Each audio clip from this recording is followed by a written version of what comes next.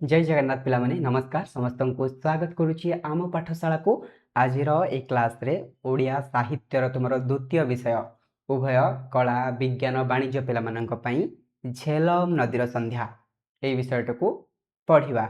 झेलम नदीर संध्या झेलम कौन? झेलम हूँ गोटे नदीर ना जमीती आम ओडिशा रे प्रवाहित होइथवा नदी मानक भितरु महानदी बुढ़ाबलंग बैतरणी एगुड़िक गोटे गोटे नदी सेमिति झेलम हूँ गोटे नदी। एटा ओडिशा रे प्रवाहित होइचे कि ना? एटा कोठी प्रवाहित होइचे? एटा काश्मीर रे प्रवाहित होइथवा गोटे नदी झेलम नदी। तो झेलम नदी रे संध्या समय कथा वर्णना करा जायछि एई प्रबंध रे। एई प्रबंध को किए लिखिछंती? कुंज बिहारी दास लिखिछंती। आमे माने दशम रे मध्य पढ़िथिले चिलिका रे सायंतन दृश्य। ठीक अछि। तो एबे पढ़िबा झेलम नदीर संध्या। ता भितरे प्रथमे आमे कवि परिचय जानिबा दरकार। कुंज बिहारी दास को विषय रे केते किछि तथ्य आम पाखरे रहिबा आवश्यक। कुंज बिहारी दास जन्म 1914 रे मृत्युवरण करथिले 1994 मसीह रे। तो से केते वर्ष बंचिथिले कमेंट करके जणैबो। ओडिया साहित्य को समृद्ध करिबारे डॉक्टर कुंज बिहारी दास कर अवदान अतुलनीय अर्थात तुलना करा जाई परिबो नाही। से एकाधार रे थिले जणे कवि जे कविता लेखंती, औपन्यासिक जे उपन्यास लेखंती, अनुवादक जे ट्रांसलेट करंती अर्थात संस्कृत रे गोटे बही अछि ताकू ओडिया रे लिखिबा ताकू अनुवादक कहा जाए। प्राबंधिक जे प्रबंध रचना करंती, साहित्य समालोचक साहित्य रे त्रुटि थिले जे समालोचना करंती ताकू साहित्य समालोचक कहा जाए। भ्रमण साहित्य और आत्मजीवनी लेखक जे भ्रमण साहित्य लेखंती। भ्रमण साहित्य कहले कौन? तुमे तुम निज अंचल को छाड़ी अलग गोटे अंचल बा तुम अंचल रे जो रूप अच्छी रंग अच्छी वर्ण अच्छी तुम अंचल भल गुण जहाँ भी नकारात्मक गुण अच्छी सबुड़ी को साहित्य माध्यम प्रकाश करबा होची भ्रमण साहित्य। जेमिति फकीरमोहन सेनापति लिखिथिले उत्कल भ्रमण, एटा होची तांकर भ्रमण साहित्य। सेमिति कांतकवि लक्ष्मीकांत लिखिथिले कोन? कटक सफर, सेटा मध्ये तांकर उत्कल साहित्य आमर कोन भ्रमण साहित्य। आ आत्मजीवनी लेखक माने कोन पिला माने? आत्मजीवनी लेखक माने निज जीवन रे घटी जायतिबा घटना गुडी को लेखिबा। गवेषक भाबरे मध्ये तांकर ख्याति सुविदित। सुविदित माने कोन? चारियाडे प्रचारित। तांकर सारस्वत जीवन शुभारंभ होइथिला कवि भावरे अर्थात ए लेखा लेखी रे जेतेबेले से आसिले प्रथमे से जने कवि भावरे आसिथिले। गद्य पद्य उभय क्षेत्र रे से लेखनी चालना करिकी अनेक सारा सुनाम अर्जन करिसंती। कुंज बिहारींकर रचित कविता भितरे कोन रहिला पिला माने?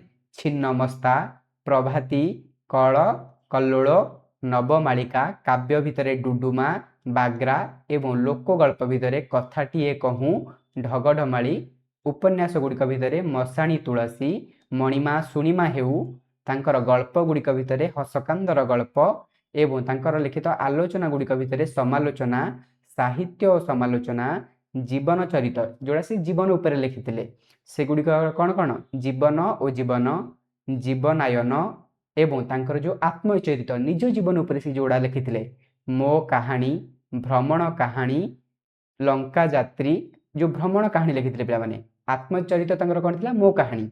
किंतु भ्रमण कहानी, भ्रमण माने जो बुलिबा को जाइथिले जो स्थान को तारि परे जो कहानी गुडी लिखिथिले गोटे हला लंका यात्री, गोटे हला मो स्वप्नर काश्मीर इत्यादि ओडिया साहित्य को सुशोभित करिछि एई मो स्वप्नर काश्मीर। एइटा को ही आज आमे पढिबा झेलम नदीर संध्या रे। चलो आगु को जानिबो। ओडिशार पुरपल्ली रे प्रचलित असंख्य लोकगीत कहानी संग्रह करी और संपादन करी से सब प्रकाश करिबारे प्रोफेसर दास कर श्रम और साधना प्रशंसनीय। अर्थात प्रोफेसर दास ओडिया लोककथा गुडी को मध्य बेस कौन पिला माने भल भाबरे लोक मान पाखे पहुंचाइथिले जोड़ा धीरे धीरे बुड़ीबा को जाउथला जो लोककथा गुडी जो रूढ़ी जो लोकवाणी गुडी। ठीक अछि। एबे देखिबा एई विषयटा उपरे। ता पूर्व मन रख डॉक्टर कुंज बिहारी दास पुरी जिल्लार रेंच शासन। शासन माने कोन पिला माने? शासन होउची गोटे गाँ को शासन बोली कहा जाय जेउठी ब्राह्मण लोक अधिकांश रहंती तांको शासन बोली कहा जाय। पड़ा शासन गाँ। ठीक अछि। तो से रेंच शासन रे रेंच गाँ रे जन्म ग्रहण करिथिले। ठीक अछि। एवं एबे जानिबा ए भ्रमण कहानी संपर्क रे। झेलम नदीर संध्या होउची गोटे भ्रमण कहानी। प्रोफेसर कुंज बिहारी दास देश विदेश भ्रमण करी आपणार अनुभूति और उपलब्धि को भ्रमण कहानी रे स्थानित करिसंती। तांका भ्रमण कहानी गुड़िक सुखपाठ्य अर्थात पढ़िले से खुशी मिलिबो एवं कवित्वपूर्ण अर्थात तुमे किछि शिखिबाकु पाइबो। मो स्वप्नर काश्मीर तांकर एक उल्लेखयोग्य भ्रमण पुस्तक एवं ए जो झेलम नदीर संध्या में पढ़िबा ताहा मो स्वप्नर काश्मीर भ्रमण ग्रंथर अंश विशेष अर्थात मो स्वप्नर काश्मीर पुस्तकरू आसी अछि झेलम नदीर संध्या। ठीक अछि।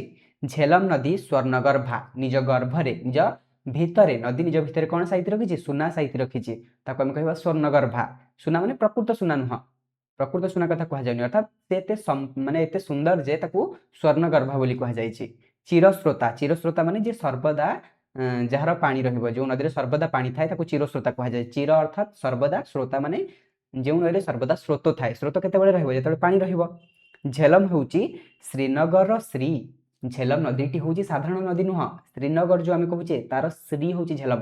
ଶ୍ରୀନଗର କିଏ? କାଶ୍ମୀରର ରାଜଧାନୀ କୋଉଟା? ଶ୍ରୀନଗର। କାଶ୍ମୀରବାସୀ ଏହି ନଦୀର ପ୍ରଶଂସାରେ ଶତମୁଖ। ପ୍ରତ୍ୟେକ କାଶ୍ମୀରବାସୀ ଏହି ନଦୀର ଢେର ସାରା ପ୍ରଶଂସା କରନ୍ତି। ଶ୍ରୀନଗର କାଶ୍ମୀରର ହୃଦୟ। ଶ୍ରୀନଗର ହେଉଛି କାଶ୍ମୀରର ହୃଦୟ। ଆଉ ଝେଲମ ହେଉଛି ଏହି ଶ୍ରୀନଗରର ପ୍ରଧାନ ରକ୍ତବାହୀ ଧମନୀ। ଝେଲମ ନଦୀ କ'ଣ? ଆମର ହୃଦୟ, ହାର୍ଟ। ହାର୍ଟକୁ ରକ୍ତବାହୀ ଧମନୀ ମିଳିବା ନିହାତି ଦରକାର। ତ এই ଝେଲମ ହେଉଛି କ'ଣ? ପ୍ରଧାନ ରକ୍ତବାହୀ ଧମନୀ। ଝେଲମ ନଦୀର ଦୁଇ ପଟରେ ନଗରର ଦୁଇ ଅଂଶ ରହିଛି। ଧରିନିଅ ଝେଲମ ନଦୀଟା ଏମିତି ଚାଲି ଯାଇଛି। ଝେଲମ ନଦୀର ଦୁଇ ପାର୍ଶ୍ୱରେ ନଗରର କ'ଣ ପିଲାମାନେ? ଏଇଠି ଆମର ଶ୍ରୀନଗର ସହର ଭିତର ଦେଇକି ଝେଲମ ନଦୀ ଯାଇଛି, ଯାହାଫଳରେ ଶ୍ରୀନଗର ସହର ଦୁଇ ଭାଗରେ ଭାଗ ହୋଇଛି। ଦୁଇ କୂଳରେ ସହର ଅବସ୍ଥିତ। ଠିକ୍ ଅଛି ପିଲାମାନେ। ଏବଂ ଝେଲମ ନଦୀର ଦୁଇ ପଟରେ ନଗରର ଦୁଇ ଅଂଶ ରହିଛି। ସମ୍ପର୍କ ସ୍ଥାପନ କରିବା ପାଇଁ 7ଟି ସେତୁ ନଦୀ ମଧ୍ୟରେ ଗଢ଼ା ଯାଇଛି। ତ ସମ୍ପର୍କ ସ୍ଥାପନ କରିବା ପାଇଁ 7ଟି ସେତୁ ଏପଟୁ ହେପଟକୁ ଯିବା ପାଇଁ। ଧରିନିଅ ଗୋଟେ ସହର, ତା ମଝିରେ ନଦୀଟେ ଗଲା, ତ ଏପଟରୁ ଏପଟକୁ ଯାଇବା କଷ୍ଟ, ତ ସେଥିପାଇଁ ସେତୁ ବନ୍ଧା ହେଇଛି 7ଟା। ଠିକ୍ ଅଛି, ଚାଲିକି ଯିବା ପାଇଁ, ଗାଡ଼ିରେ ଯିବା ପାଇଁ, ବାକି ନୌକାରେ ମଧ୍ୟ ଯାଇପାରିବ। ଝେଲମ ନଦୀର ସନ୍ଧ୍ୟାର ଦୃଶ୍ୟ ଅବର୍ଣ୍ଣନୀୟ। ଝେଲମ ନଦୀରେ ଯେଉଁ ସନ୍ଧ୍ୟା ହୁଏ ତାହାକୁ ବର୍ଣ୍ଣନା କରାଯାଇପାରିବନି, ଏତେ ସୁନ୍ଦର ଦୃଶ୍ୟ। ଲେଖକଙ୍କର ଝେଲମ ନଦୀରେ ସନ୍ଧ୍ୟାର ବର୍ଣ୍ଣନା ଯେପରି ସୌନ୍ଦର୍ଯ୍ୟପୂର୍ଣ୍ଣ ସେହିପରି ଆକର୍ଷଣୀୟ, ଅର୍ଥାତ୍ ଏହି ବିଷୟଟି ତୁମକୁ ଅତି ଖୁସି ଲାଗିବ ପଢ଼ିଲେ। ଲେଖକ ଝେଲମ ନଦୀର ସନ୍ଧ୍ୟା ବର୍ଣ୍ଣନା ପରେ କାଶ୍ମୀରର ଗୋଟାଏ ଲୋକଗଳ୍ପ ଅବତାରଣ କରିଛନ୍ତି। ଅର୍ଥାତ୍ ଝେଲମ ନଦୀରେ ସନ୍ଧ୍ୟାର ଦୃଶ୍ୟ ଦେଖିଲା ପରେ ଆମେ କାଶ୍ମୀର ଅଞ୍ଚଳରେ ଗୋଟିଏ ଲୋକ କଥା, ଅର୍ଥାତ୍ ତାଙ୍କ ଅଞ୍ଚଳରେ ପ୍ରଚଳିତ ଗୋଟିଏ କଥା ତାକୁ ଜାଣିବା, ଯାହା କାଶ୍ମୀର ଲୋକ ସାହିତ୍ୟର ସୂଚନା ଦିଏ। ଯେଉଁଥିରୁ ଆମେ କାଶ୍ମୀରରେ ଯେଉଁ ସାହିତ୍ୟ ଅଛି, ଲୋକ ସାହିତ୍ୟ, ତା ଉପରେ ଅଧିକ ତଥ୍ୟ ପାଇପାରିବା ସେଇ ତାଙ୍କର ଲେଖାରୁ, ତାଙ୍କର ଲୋକଗଳ୍ପରୁ। ତ ଚାଲ ଏବେ ଆମେ ପଢ଼ିବାକୁ ଯିବା। ଏବଂ ପିଲାମାନେ ମୋତେ ଆଟଲିଷ୍ଟ ଗୋଟେ କାମ କରିବ, ଲାଇକ୍ ସେୟାର ସବସ୍କ୍ରାଇବ୍ ଏସବୁ ପଛ କଥା। ବୁଝିପାରିଲ ନା ବୁଝିପାରିଲନି କମେଣ୍ଟରେ ଜଣାଇବ, ଯାହା ବି କିଛି ଡାଉଟ୍ କମେଣ୍ଟରେ ଜଣାଇବ। ତ ଚାଲ ଆରମ୍ଭ କରିବା। ଝେଲମ କୂଳର ଝେଲମ ମାର କୋଳରେ ଶ୍ରୀନଗରବାସୀ ଲାଳିତ। ଏହାର କଳକଳ ଧ୍ୱନି କାହାର ଜୀବନ ସ୍ମୃତିକୁ ବା ଜୀବନ୍ତ କରିବ ନାହିଁ? କ'ଣ କୁହାଗଲା ଦେଖ, ଝେଲମ କୂଳରେ, ଝେଲମ ନଦୀର କୂଳରେ, ଝେଲମ ମାର କୋଳରେ ଶ୍ରୀନଗରବାସୀ ଲାଳିତ ପାଳିତ। ଶ୍ରୀନଗରବାସୀ କହିଲେ କ'ଣ? କାଶ୍ମୀରର ରାଜଧାନୀ ଶ୍ରୀନଗର। ଶ୍ରୀନଗରର ଲୋକମାନେ ଝେଲମ ନଦୀର କୂଳରେ, ଝେଲମ ମାର କୋଳରେ ଲାଳିତ। ଲାଳିତ ମାନେ କ'ଣ? ଛୋଟରୁ ବଡ଼ ହେଇଛନ୍ତି। କାରଣ ଏଇ ନଦୀର ପାଣିକୁ ସେମାନେ ଉପଯୋଗ କରନ୍ତି। ଏଇ ନଦୀରେ ଅନେକ ସାରା ଲୋକ ନିଜର ଜୀବିକା ନିର୍ବାହ କରନ୍ତି। ନଦୀ ଉପରେ ନିଜର ଶିକାର ଚଳେଇକି ନିଜର ଦୈନନ୍ଦିନ ଜୀବନ ଯାପନ ଏଇ ନଦୀରୁ କରନ୍ତି। କିଛି ଲୋକ ମାଛ ମାରିକି କରନ୍ତି, ବିଭିନ୍ନ କାର୍ଯ୍ୟ କରିକି ଲୋକମାନେ କ'ଣ ଏଇ ନଦୀର ସାହାଯ୍ୟରେ ପିଲାମାନେ ଜୀବିକା ନିର୍ବାହ କରନ୍ତି। ଠିକ୍ ଅଛି, ଝେଲମ କୂଳରେ, ଝେଲମ ନଦୀର କୂଳରେ, ଝେଲମ ମାର କୋଳରେ। ମା କ'ଣ ପାଇଁ କୁହାଗଲା? ଆମେ ଭାରତୀୟ ସଂସ୍କୃତି ହିସାବରେ ପ୍ରତ୍ୟେକ ନଦୀକୁ ଆମେ ମା କହୁଛୁ। ଗଙ୍ଗା ମେୟା, ୟମୁନା ମେୟା, ଠିକ୍ ଅଛି, ଗଙ୍ଗା ଯମୁନା ଏଇଭଳି ନଦୀମାନଙ୍କୁ ଆମେ ମା ବୋଲି ସମ୍ବୋଧିତ କରୁ। ବୁଝିପାରିଲ ପିଲାମାନେ? ଏହାର କଳକଳ ଧ୍ୱନିରେ, ଏଇ ଯେଉଁ ଝେଲମ ନଦୀ ଅଛି ତାର ଯେଉଁ ନଦୀ ଗଲାବେଳେ କଳକଳ ଧ୍ୱନି ଶବ୍ଦ, ତାର ଭିତରେ ଜୀବନର ସ୍ମୃତିକୁ ବା ଜୀବନ୍ତ କରେ ନାହିଁ। ଅର୍ଥାତ୍ ପ୍ରତ୍ୟେକ ଲୋକଙ୍କର ଜୀବନର ଯେଉଁ ସବୁ ସ୍ମୃତି ଅଛି, ଭଲ ସ୍ମୃତି, ସେ ସବୁକୁ ଜୀବନ୍ତ କରିଦିଏ ଏଇ ଝେଲମ ନଦୀର କଳକଳ ଶବ୍ଦ। ସଦା ପୂର୍ଣ୍ଣ ଜଳା, ଦେଖ ପିଲାମାନେ, ପୂର୍ଣ୍ଣ ଜଳ ଲେଖିଲାନି, ପୂର୍ଣ୍ଣ ଜଳା ଲେଖିଲା, କାହିଁକି? ସ୍ତ୍ରୀଲିଙ୍ଗ। ଠିକ୍ ଅଛି, ନଦୀଟା ସ୍ତ୍ରୀଲିଙ୍ଗ, ତ ପୂର୍ଣ୍ଣ ଜଳା ଅର୍ଥାତ୍ ଏଇ ଝେଲମ ନଦୀ ସର୍ବଦା ଜଳପୂର୍ଣ୍ଣ ହେଇକି ଥିବ। ସୁନାବ୍ୟ, ସୁନାବ୍ୟ ମାନେ କ'ଣ ପିଲାମାନେ? ଯେଉଁ ନଦୀରେ ସର୍ବଦା ଡଙ୍ଗା ଚଳେଇ ହବ, ଅର୍ଥାତ୍ ଯେଉଁ ନଦୀରେ ସର୍ବଦା ଜଳ ଥାଏ ତାକୁ ସୁନାବ୍ୟା ବୋଲି କୁହାଯାଏ। କାଶ୍ମୀରବାସୀ ଏହି ନଦୀର ପ୍ରଶଂସାରେ ମୁଖର, ଅର୍ଥାତ୍ କାଶ୍ମୀରବାସୀ ସର୍ବଦା ଏହି ନଦୀର ପ୍ରଶଂସା କରନ୍ତି। ଅପ୍ରଶସ୍ତ, ବୁଢ଼ା ବଳଙ୍କ ପରି ଏହାର ଆକାର। ଏହି ନଦୀର ଆକାର କେମିତି? ଅପ୍ରଶସ୍ତ ଅର୍ଥାତ୍ ବେଶୀ ଓସାରିଆ ନୁହଁ। ମାନେ ଏଇ ଯେଉଁ ଓସାରଟା ଆମେ ଦେଖୁଛେ ପିଲାମାନେ, ଏଇଟା ବେଶୀ ଓସାର ନୁହଁ। ଏଇଟା ତ ଲମ୍ବ ଦେଖିଲେ, ଏଇ ଯେଉଁ ତୀର ଚିହ୍ନ ଦେଲେ ଏଇଟା ଲମ୍ବ, ଓସାରିଆ ବେଶୀ ନୁହଁ। ଅପ୍ରଶସ୍ତ, ବେଶୀ ପ୍ରଶସ୍ତ ନୁହଁ। କେମିତିଆ? ନା ବୁଢ଼ା ବଳଙ୍ଗ ନଦୀ ପରି। ଆମ ଓଡ଼ିଶାରେ ଯେମିତି ବୁଢ଼ା ବଳଙ୍ଗଟା ବେଶୀ ପ୍ରଶସ୍ତ ନୁହଁ, କିନ୍ତୁ ମହାନଦୀଟା ଦେଖିବା କ'ଣ ବହୁତ ପ୍ରଶସ୍ତ, 2-3 କିଲୋମିଟର 4 କିଲୋମିଟର ପ୍ରଶସ୍ତ। ଠିକ୍ ଅଛି, ତ ସେମିତି ଆମର ବୁଢ଼ା ବଳଙ୍ଗ ପରି ଏଇ ଝେଲମ ନଦୀଟି ମଧ୍ୟ ଅପ୍ରଶସ୍ତ, କିନ୍ତୁ ଜଳ ଗାଢ଼ ନୀଳ। କିନ୍ତୁ ତା ଭିତରେ ଥିବା ଜଳ ହେଉଛି କ'ଣ? ପୁରା ନୀଳ ଜଳ, ଗାଢ଼ ନୀଳ। बंकेई बंकेई बुली बुली समस्त श्रीनगर अंचल को स्पर्श करिछि। ए नदीटी बंकेई बंकेई बुली बुली सबु श्रीनगर अंचल को स्पर्श करिछि। झेलम को बाद देले श्रीनगर रु श्रीटी को बाद दबाकू हेबो, अर्थात जदि आमे झेलम नदी को श्रीनगर रु बाहर कर दबा ताले श्रीनगर आउ श्री हेकी रहइबो नाही। आमे ताको श्रीनगर काहेकि कहूचे, कारण झेलम नदी अछि बोली। जदि झेलम नदी को बाहर कर दबा ताले श्रीनगरटा केवल गोटे नगर हेइ जिवो, आउ श्रीनगर हबो नाही। काश्मीर रंगमंचर प्रधान नर्तकी भूमिका से अभिनय करिछि। जदि काश्मीर गोटे रंगमंच हुए, रंगमंच कहले कौन पिला माने जोठी आमे नृत्य परिवेशन करा जाय रंगमंच, ठीक अछि। तो जोठी नृत्य परिवेशन करा जाय ताको रंगमंच कहै छै। जदि काश्मीर गोटे रंगमंच हुए तो जे नृत्य परिवेशन करे से होछि मुख्य। तो एठी किए नृत्य परिवेशन करूछि ना, एठी प्रधान नर्तकी भाव काहाकू संबोधन करा जायछि, झेलम नदी को। काश्मीर जदि गोटे रंगमंच हुए, झेलम होछि तार प्रधान नर्तकी। जदि प्रधान नर्तकीटे न रहिब रंगमंच पाखକୁ केही आसीबे नाही। रंगमंच पाखକୁ लोक माने काहेकि आसंती, नृत्य देखिबा पई, कला परिवेशन देखिबा पई। यदि प्रधान नर्तकी रहिब नाही रंगमंच पाखକୁ के आसीबो। ए कथा से कहछन्ती कि काश्मीर रंगमंचर प्रधान नर्तकी होछि झेलम नदी, ठीक अछि। श्रीनगर रो काश्मीर रो हृदय, श्रीनगर होछि काश्मीर रो हृदय। झेलम तार प्रधानतम रक्तवाही धमनी एवं हृदय माने हार्ट, हमर बामपट साइड रे हार्ट अछि। तो एई जो पिला माने काश्मीर होछि हृदय हार्ट, ए हार्ट को बंचिबा पई बा हार्ट काम करिया पई रक्तवाही धमनी रो आवश्यकता बहुत रहिछि। तो रक्तवाही धमनी रो काम किए करूछि, हमर झेलम करूछि। काश्मीर रो हृदय होछि श्रीनगर, आउ हमर पिला माने झेलम होछि कोन, से जो हृदय, हृदय रो रक्तवाही धमनी, बुझि पारलो। श्रीनगर रो समस्त स्त्री प्राण रे अंकित करिबा लागि हमर जलयात्रा। तो एही टॉपिक चेंज हला, कोन टॉपिक चेंज हला, एठी कुंज बिहारी दास कहले कि श्रीनगर रे जो सब श्री अछि, श्री माने कोन, एठी श्री माने सौंदर्य। श्रीनगर रे जहाँ भी सब सौंदर्य अछि ताकू आम प्राण रे, आम जीवन रे आंकिबा पई, अर्थात से सब को उपभोग करबा पई, से सब को देखिबा पई, से सब को जानिबा पई आज कोन करूछि मु, आज मु जलयात्रा करूछि। कोठी जलयात्रा करूछि, झेलम नदी रे जलयात्रा करूछि। अर्थात से झेलम नदी रे जलयात्रा करिवे एवं वर्णना करिवे झेलम नदी रे संध्या, ठीक अछि। गोटिए शिकारा, शिकारा कहले कोन पिला माने, शिकारी शिकारी से शिकारी नुह, एटा शिकारा। शिकारा होची गोटे छोट छोट बोट। तमे देखिबो काश्मीर रो गोटे डल लेक अछि, फेमस लेक, ठीक अछि पिला माने। से डल लेक रे लोक माने जीवन यापन करନ୍ତି, माने जल भितरे सेठी लोक माने जीवन यापन करନ୍ତି। तो काश्मीर रे शिकारा होची गोटे प्रधान जिंस, प्रत्येक लोकन पाखरे गोटे शिकारा थिबो। शिकारा होची गोटे छोट नौका काश्मीर रे देखिबा को मिले। तो गोटे शिकारा भड़ा नेलु, के नेलु, मु नेली नाही, एठी हमर प्राबंधिक नेले, ठीक अछि। प्राबंधिक कुंज बिहारी दास काश्मीर रे गोटे कोन नेले पिला माने, शिकारा को भड़ा रे नेले। ता सहित दुईटी चौकी संलग्न, सेथिरे मखमली गद्दी पड़िछि। मखमली माने कोन, नरम, ठीक अछि पिला माने। धरि नियो एई भଳି किछि रहे, गोटे मिनिट, एई भଳି किछि गोटे मिनिट, डंगाटा तम माने देखि परिबो। जदि शिकारा मारिबो ऑनलाइन ने आसियो तम मानकू एई भଳି किछि डंगाटा रहिला। तो एई अंचल रे कोन हो पिला माने, बसिबा पई एपटे एपटे बसथिबो, ठीक अछि। ये पड़िथिबो गद्दी, मखमली गद्दी, नरम गद्दी, पूरा चिकन गद्दी, ठीक अछि पिला माने। कार्पेट लागिथिबा गद्दी पड़िथिबो, मखमली गद्दी पड़िथिबो, जोथरे एपटे दी जण, एपटे दी जण, चारि जण लोक बसि परिबे। आ से नाउरिया बसिकी डंगा चलेबो तार ठिया हेकी, ठीक अछि। तो मखमली गद्दी पड़िछि। अक्लेशरे चारि जण बसि परिबे। अक्लेशरे माने कोन, बिना कोनसी परिश्रम रे, बिना कोनसी जंत्रणा रे, अक्लेश माने जंत्रणा, ठीक अछि। बिना कोनसी जंत्रणा रे चारि जण लोक रिलैक्स रे बसि परिबे, माने ठेला पेला हवाको पड़िबो नाही। मुंड उपरे चित्र विचित्र चांदुआ, तो ये मुंड उपरे कोन, चित्र विचित्र चांदुआ टणा जाय थाए, ठीक अछि। उपरे पाल उपरे जो हमर डंगार से जो बसछन तांगा मुंड उपरे चांदुआ टणा जाय थाए। चांदुआर चारि खंबरे नाली नेली हळदिया रंगर कागज गुड़िक गुड़ा हेछि।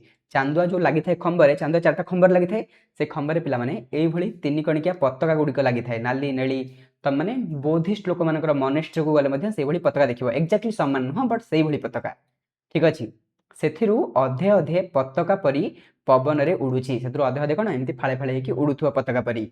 हांजी, एठी हांजी माने कोन, हांजी माने हां आज्ञा सुनंतु एबे टिके कोन हैला ना, नाउरी होची मुसलमान। से जो नाउरी टिक नेले, जो शिकार नेले, शिकार रे जे चळेबो नाउरी, से जोडे मुसलमान। किछि पिला भाबंती हांजी होची सेई नाउरी रो ना, नै नै, हांजी माने हां आज्ञा, ठीक अछि। दीर्घ 5 हात मर्द, से जो नाउरी से होची दीर्घ 5 हात मर्द, माने उच्चता तार अधिक। पिंधा बड़ अपरिछन्न, किंतु भलो सार्ट पैंट पिंधिनी। 5 हात मर्द, सार्ट पैंट भलो पिंधिनी। गद्दी को झाड़ी छुड़ी आमको बड़ आदर रे बसाइला, गद्दी सब झाड़ी छुड़ी देला, आमको बड़ आदर रे स्नेह रे बसैला। ନଈ ମଝିକୁ ଶିକାର ନେଇ ଧୀରେ ଧୀରେ ଆହୁଲା ମାରି ଚଲେଇଲା। ନଈ ମଝିକୁ ଶିକାର ନେଇକି ଧୀରେ ଧୀରେ ଆହୁଲା ମାରିଲା। ଆହୁଲା ଯୋଉ କାତ ଆହୁଲା ପିଲାମାନେ ଆମେ କହୁଛେ, ଯାହାଦ୍ୱାରା କ'ଣ ଆମର, ମୁଁ ତ ଚିତ୍ର ବହୁତ ବଢ଼ିଆ କରୁଛି ଦେଖିପାରୁଥିବ, ଯାହାଦ୍ୱାରା ଆମେ ପାଣିର ସୁଅର ବିପରୀତ ଦିଗରେ କିମ୍ବା ପାଣିର ସୁଅର ଦିଗରେ ଆମେ ନୌକା ଚାଳନ କରିପାରିବା। ଠିକ୍ ଅଛି, ତ ସେଇ ଆହୁଲା ସେ ଚଲେଇଲା। ବହୁ ଅଚଳ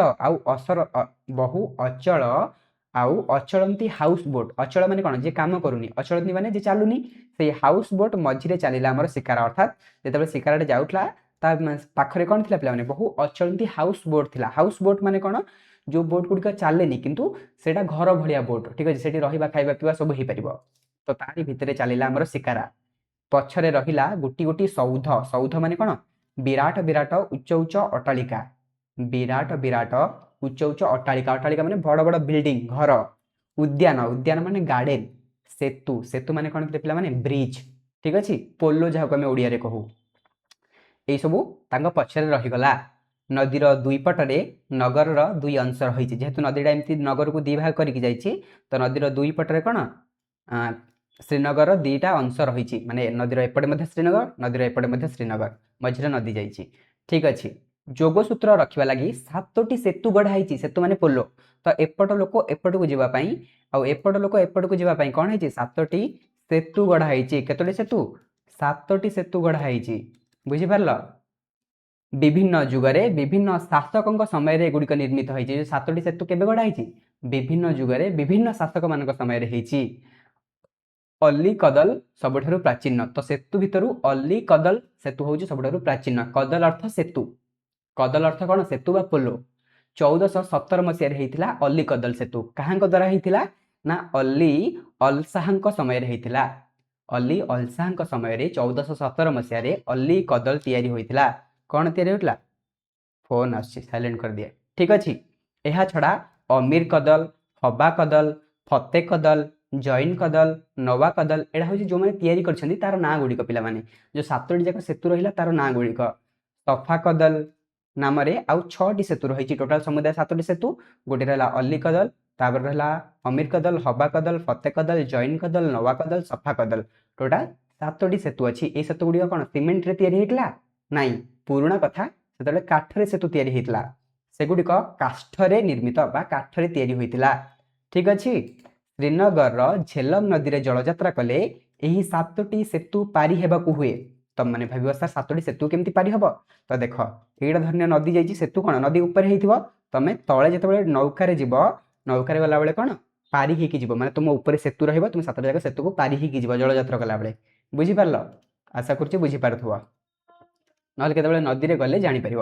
ଠିକ୍ ଅଛି, ସେତୁ ପାରି ହେବାକୁ ହୁଏ ଏବଂ ସେତୁ ପାରି ହେଲା ବେଳେ କଡ଼ରେ ମାନେ ଆମର ନଦୀର ଦୁଇ ପାର୍ଶ୍ୱରେ ବଡ଼ ବଡ଼ ବ୍ୟାଙ୍କ, ବିଦ୍ୟାଳୟ, ହୋଟେଲ, କଲେଜ, ମନ୍ଦିର, ମସଜିଦ, ଗୋଦାମ, କାରଖାନା ଝେଲମ କୂଳରେ ଆବରି ରହିଛି। ଅର୍ଥାତ୍ ଝେଲମ ନଦୀର କୂଳରେ ଏଇ ସବୁ ଜିନିଷ ଆବରି ହେଇକି ରହିଛି। ଆବରି ହେଇକି ରହିଛି ମାନେ ଅନେକ ପରିମାଣରେ ରହିଛି।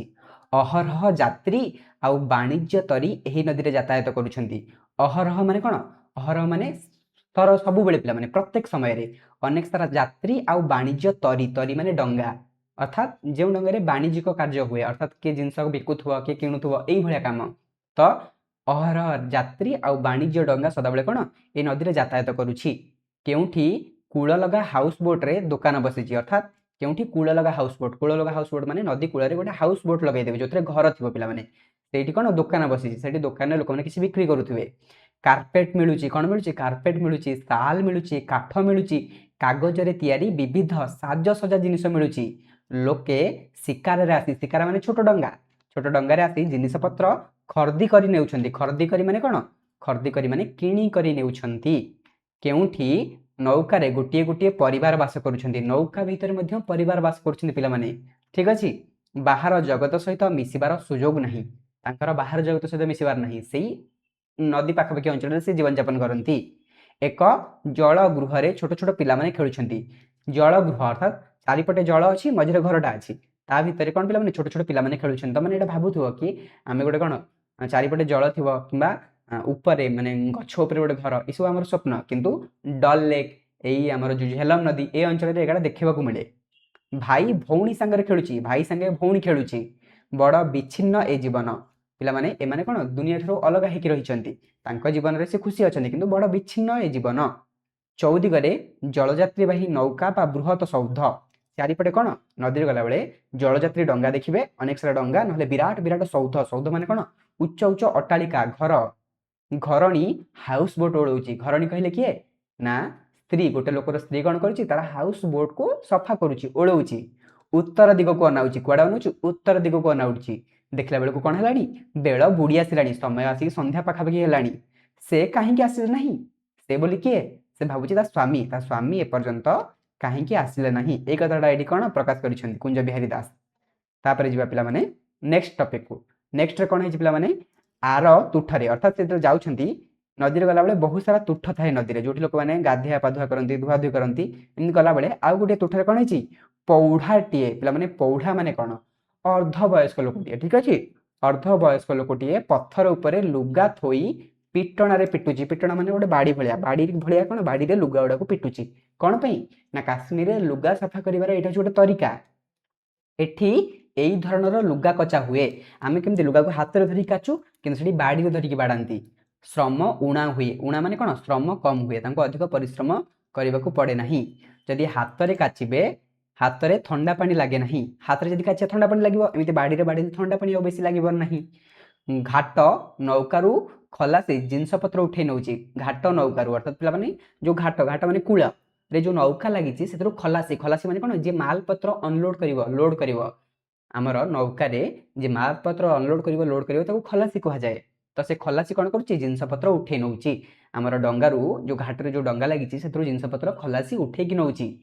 କୂଳରେ ବସି ବୁଢ଼ା ପଠାଣ ଧୂଆଁ ଖାଉଛି। ଧୂଆଁ ମାନେ କ'ଣ? ବିଡ଼ି ଟାଣୁଛି। ଗୋଟେ ବୁଢ଼ା ପଠାଣଟିଏ ନଦୀର କୂଳରେ ବସିକି ଧୂଆଁ ଟାଣୁଛି। ଛାତି ଯାଏ ଲମ୍ବିଛି ତାର ଦାଢ଼ି। ତା ଦାଢ଼ି କ'ଣ? ଛାତି ଯାଏ ଲମ୍ବିଛି, ଏତିକି ଯାଏ ଲମ୍ବିଛି। ଛେଳି ଜଗା ଟୋକା ଛେଳି ପଲ୍ଲହ ଅଡ଼ାଇ ଆଣୁଛି। ଅଡ଼ାଇ ଆଣୁଛି ମାନେ କ'ଣ? ଛେଳି ପଲ୍ଲହଙ୍କୁ ରିଟର୍ନ, ପିଲାମାନେ ସନ୍ଧ୍ୟା ସମୟ ହେଲାଣି, ସେ ଘରକୁ ରିଟର୍ନ ନେଇକି ଆସୁଛି ଛେଳିମାନଙ୍କୁ। ଛେଳି ଜଗା ଛୋଟିଆ ପିଲାଟିଏ। ପୋଲ ଉପରେ ଟଙ୍ଗା ପରେ ଟଙ୍ଗା ଧାଇଁଛି। ପିଲାମାନେ ଟାଙ୍ଗା, ଟାଙ୍ଗା ଅର୍ଥ କ'ଣ? ଟାଙ୍ଗା ଅର୍ଥ ହେଉଛି, ମନେ ରଖ କି ତମମାନେ ଦେଖିଥିବ ଆମ ଓଡ଼ିଶାରେ ଦେଖିବାକୁ ଏରା ବେଶୀ ମିଳେନି। ଏସବୁ ଦେଖିବାକୁ ମିଳେ ସେ କାଶ୍ମୀର ସାଇଡ୍ରେ। ଆମର ଦୁଇ ଚକିଆ ଗୋଟେ ଯାନ ଥିବ, ତା ଆଗରେ ଏଇଠି ଗୋଟେ ଘୋଡ଼ାଟେ ଲାଗିଥିବ। ପିଲାମାନେ ଏଇ ଘୋଡ଼ା କ'ଣ କରିବ? ଏଇଠି ବସିବାକୁ ଜାଗା ଥିବ, ଏଇଠି ଲୋକମାନେ ବସନ୍ତି, ସେ ଦୁଇ ଚକିଆ ଯାନଟାକୁ ଟାଣି ଟାଣି ଘୋଡ଼ା ନିଏ। ତ ଏଇଟାକୁ ଟଙ୍ଗା ବୋଲି କୁହାଯାଏ। ଦୁଇ ଚକିଆ ଗୋଟେ ଯାନ ଯୋଉଥିରେ କେବଳ ଗୋଟେ ଘୋଡ଼ା ଲାଗିବ, ଆଗରେ ରହିବ, ସେ ତାକୁ ଭିଡ଼ିକି ନେଇକି ଯିବ। ତ ଟଙ୍ଗା ପରେ ଟଙ୍ଗା ଧାଇଁଛି। କୋଉଠି? ସେ ଯୋଉ 7ଟା ବ୍ରିଜ ଥିଲା ତାରି ଉପରେ ଧାଇଁଛି। ଲୋକମାନେ କାମ ସାରିକି ଯିବା ଆସିବା କରୁଛନ୍ତି। ଠିକ ଅଛି, କିଏ ଅଫିସରୁ ଫେରୁଛି, ସନ୍ଧ୍ୟା ହେଲାଣି, ସେ ଟଙ୍ଗାରେ ବସିକି କିଏ ଅଫିସରୁ ଫେରୁଛି, କିଏ ଯାଉଛି ବଜାର କରିବା ପାଇଁ, ସନ୍ଧ୍ୟାରେ କିଏ ଯାଉଛି ବଜାର କରିବା ପାଇଁ, କିଏ ଯାଉଛି ନମାଜ ପଢ଼ିବା ପାଇଁ, କିଏ ଯାଉଛି ମନ୍ଦିରକୁ। ଏ ଛାଟ କାଟ, ଛାଟ କାଟ ମାନେ କ'ଣ ପିଲାମାନେ? ଯୌବନ। ଠିକ ଅଛି, ଅତି ଯିଏ ଫ୍ୟାସନ ଫାସନ ହେଇକି ମୁହଁରେ ପୁଟି ପୁଟି ବୋଳିକି, ଠିକ ଅଛି, ଷ୍ଟାଇଲ ମାରିକି ଆସୁଥିବା ଯୁବକ ଜଣକ କିଏ? ଗୋଟେ ଯୁବକକୁ ଦେଖିଛନ୍ତି କୁଞ୍ଜ ବିହାରୀ ଦାସ, କହୁଛନ୍ତି ଏଇ ଛଟକଟ ପିଲାଟା କିଏ? ଷ୍ଟାଇଲ ମାରିକି ଆସିଥିବା ପିଲାଟା କଲେଜ ପିଲା ହେବ ପରା, ଇଏ ପରା କଲେଜ ପିଲା ହବ। ମୁହଁରେ ବେପରୁଆ ଭାବ, ତା ମୁହଁରେ ବେପରୁଆ ଅର୍ଥାତ୍ କାହାକୁ ସେ ମାନୁନି, କାହାକୁ ଖାତିର ନାହିଁ। ଠିକ ଅଛି, ଓଠରେ ସିଗାରେଟଟେ ଜଳେଇଛି। ବଡ଼ ତରବରରେ ପାଦ ପକେଇ ଚାଲିଛି, ଜୋର ଜୋର ଜଲ୍ଦି ଜଲ୍ଦି ଚାଲି ଚାଲି ଯାଉଛି। କାହିଁକି? ବୋଧହୁଏ ସିନେମା ଦେଖି ଯାଉଛି। ତାଙ୍କ ମନରେ ପ୍ରଶ୍ନ ଆସିଛି, ବୋଧହୁଏ ସେ ସିନେମା ଦେଖି ଯାଉଛି। ଠିକ ଅଛି ପିଲାମାନେ, ତ ଏତିକି ତମେ ବୁଝିପାରିଥିବ। ତୁମମାନଙ୍କର ଯାହା ବି ୟାକୁ ନେଇକି ଡାଉଟ୍ ରହିଲା ମୋତେ କମେଣ୍ଟ ସେକ୍ସନରେ ଜଣାଇବ, ମୁଁ ତାର ଆନ୍ସର ଦେବି। ବାକି ଯେଉଁ କ୍ଲାସେସ୍ ଗୁଡ଼ାକ ରହିଲା ନେକ୍ସଟ ପାର୍ଟରେ ପଢ଼ିବା। ଆଜି ପାଇଁ ଏତିକି, ଦେଖା ହେବ ନେକ୍ସଟ କ୍ଲାସରେ। ଜୟ ଜଗନ୍ନାଥ, ବନ୍ଦେ ଉତ୍କଳ ଜନନୀ, ଜୟ ହିନ୍ଦ।